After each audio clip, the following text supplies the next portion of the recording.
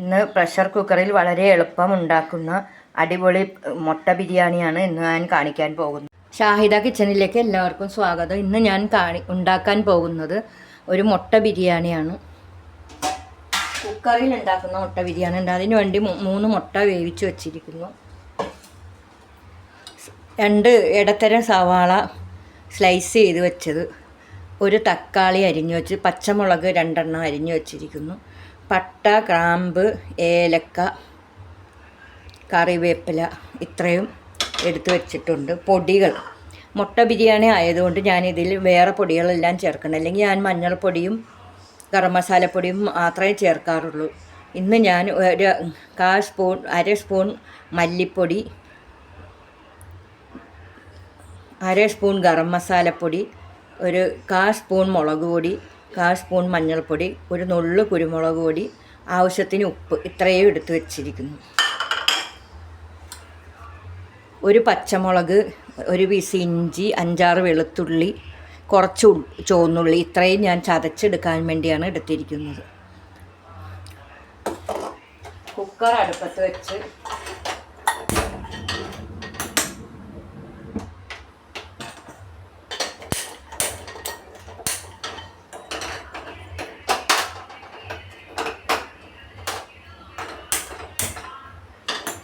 ചൂടാകുമ്പോൾ നെയ്യിട്ട് കൊടുക്കാം.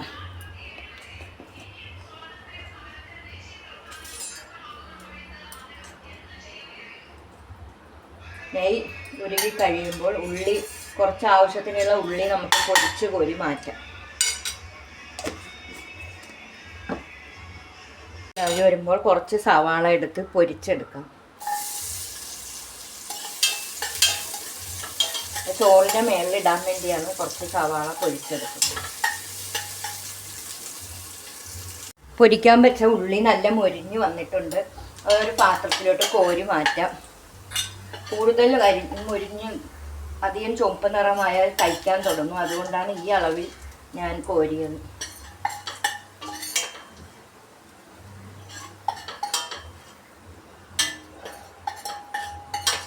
ഇനി ബാക്കിയുള്ള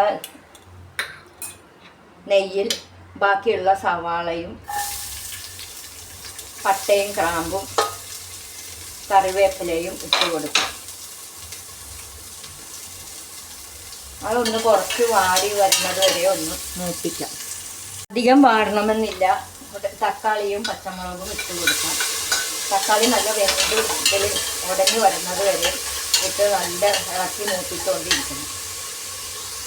നല്ലപോലെ വഴറ്റിയെടുക്കാം. ഞാൻ അരി ജീരകശാല അരിയാണ് എടുത്തിരിക്കുന്നത്. ഇതിൽ 1.5 കപ്പ് അളവിലാണ് അരി എടുത്തിരിക്കുന്നത്. അതുകൊണ്ട് അരി കഴുകി ഇച്ചിരി നേരം വെള്ളത്തിലിട്ട് നല്ല കുതിരാൻ വേണ്ടി വെക്കണം. ഇതിൽ 3 കപ്പ് വെള്ളമാണ് ഞാൻ ചോറ് വെക്കാൻ എടുക്കുന്നത്.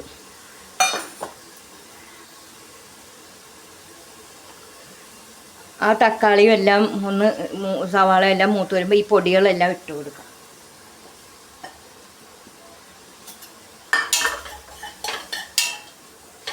അതിനുശേഷം ഇഞ്ചിയും വെളുത്തുള്ളിയും ചതച്ച പേസ്റ്റ് ഇട്ട് കൊടുക്കാം.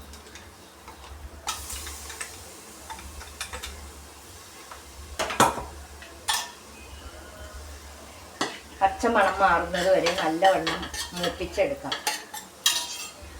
ഇഞ്ചിയും വെളുത്തുള്ളിയും എല്ലാം നല്ലവണ്ണം മൂത്ത് വന്നിട്ടുണ്ട്.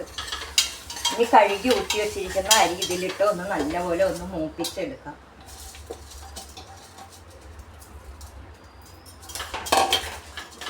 ഇത് നല്ല പോലെ നെയ്യിലൊന്ന് വറുത്തെടുക്കണം. ആ സമയം കൊണ്ട് നമ്മളിതിൽ 3 കപ്പ് വെള്ളം ഒഴിച്ചെടുക്കാം. ഈ അളവിൽ തന്നെ 3 കപ്പ് വെള്ളമാണ് എടുക്കേണ്ടത്. വെള്ളം കൂടി പോകരുത്. അതുകൊണ്ട് ആ ഇഞ്ചി വെളുത്തുള്ളി ചതച്ചുണ്ടായ ആ വെള്ളവും ഇതിൻ്റെ കൂടെ ഞാൻ ചേർക്കുകയാണ്. കറക്റ്റ് 3 കപ്പ് വെള്ളം ഞാൻ എടുത്ത് വെച്ചിട്ടുണ്ട്.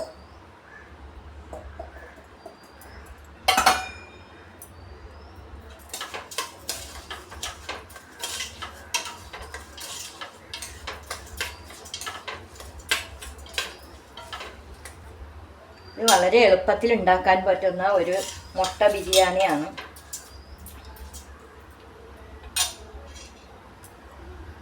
വെള്ളം ഒഴിച്ചു കൊടുക്കാം. അതിനുശേഷം കുക്കർ അടച്ചു വെച്ച് ഒരു വിസിലും പിന്നെ ഒരു ഇച്ചിരി വിസിലും വരുന്നത് വരെ നമുക്ക് വേവിക്കാം. ആദ്യം തീ കൂട്ടി വെച്ച് വേണം വേവിക്കാൻ. അതിനുശേഷം തീ കുറച്ച് വെച്ച് വേവിക്കും.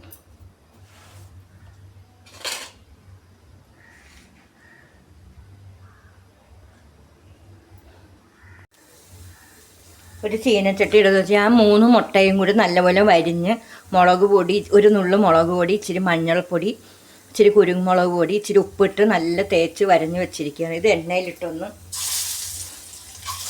കുറച്ച് റോസ്റ്റ് ചെയ്തെടുക്കാം. പുഴുങ്ങിയ മുട്ട കഴിക്കുന്നതിനേക്കാളും ഇതാണ് നല്ലത്.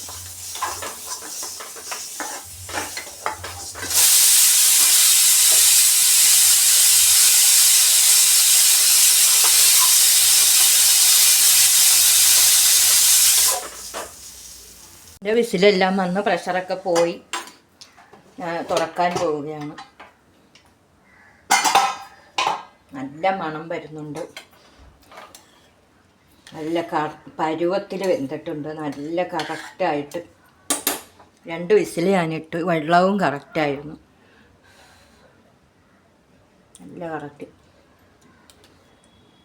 ഉപ്പും കറക്റ്റാണ്. ഇനി ഇതെടുത്ത് അണ്ടിപ്പരിപ്പ്, കിസ്മിസ്, സവാള പൊരിച്ചത് ഇത്രയും വിതറി കൊടുക്കാം.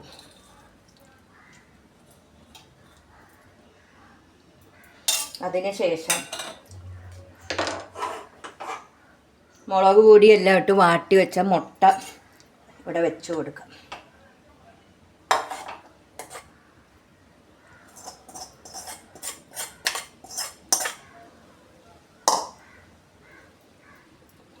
നല്ല ടേസ്റ്റുള്ള മുട്ട ബിരിയാണി എളുപ്പത്തിൽ കുക്കറിൽ ചെയ്യാവുന്നത് ഇവിടെ റെഡി ആയിട്ടുണ്ട്.